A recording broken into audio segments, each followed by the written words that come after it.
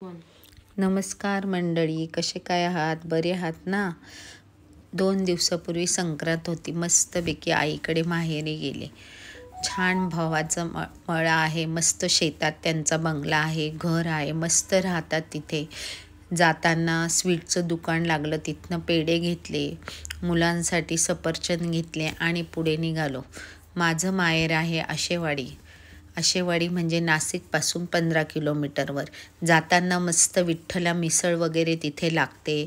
परत पुढे गेल्यावर आशेवाडी गावात रामशेष किल्ला आहे, जिथे रामाच्या वनवासातील काही दिवस गेले आणि सीतेचं पण तिथे आहे राहिलेलं. लवकुशचे बाळाते धुतलेले कुंड आहेत तिथे. खूप महत्त्व आहे रामशेष किल्ल्याला इतिहासामध्ये. भरपूर पर्यटक जातात तिथे तो बघण्यासाठी आणि छान आहे. चढायला काही एवढा अवघड नाही, सोपाच आहे, पण वेळ भरपूर लागतो वर जायला आणि खाली यायला पण. आणि बघण्यासारखं बरेच ठिकाणं आहे त्या किल्ल्यावर. खूप छान वाटतं तिथे गेल्यावर. दगडातनं असं थंड पाणी आहे. रामाचं मंदिर आहे, देवीचं मंदिर आहे, राम लक्ष्मण सीतेची खूप छान मूर्ती आहे तिथे. राम जन्म सोहळा छान होतो, साजरा करतात आणि रामनवमीला गेल्यावर तुम्हाला तो बघायला मिळेल तिथे.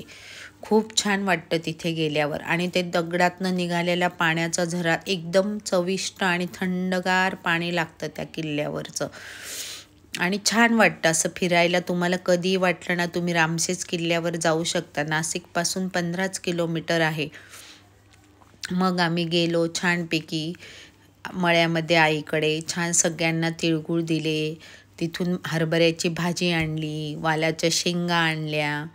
छानपैकी जेवण केलं पुरणपोळीचं, चुलीवरचं, मस्त चवदार स्वादिष्ट. असे फिरायला वगैरे छान वाटतं. सणासुदीच्या दिवशी कुठेतरी थोडा वेळ गेलं की चांगलं वाटतं. मस्त रामशेष किल्ल्याची ती कमानीमधनं जायचा रस्ता खूप छान आहे, पण गाडी फक्त डोंगराच्या पायथ्याशी जाते. वर चढायला तुम्हाला स्वतःच चालत जावं लागतं. वर गाडी वगैरे नेता येत नाही. पण असं गावोगावी फिरल्यावर तुम्हाला पण असे कुठले गाव किल्ले वगैरे माहिती असली की ती कमेंट्समध्ये नक्की कळवा.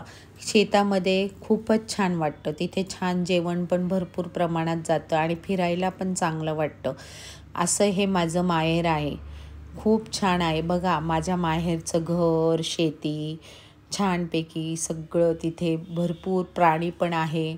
छान लिंबाचं झाड आहे, आंब्याचे झाडं आहे, सीताफळाचं झाड आहे.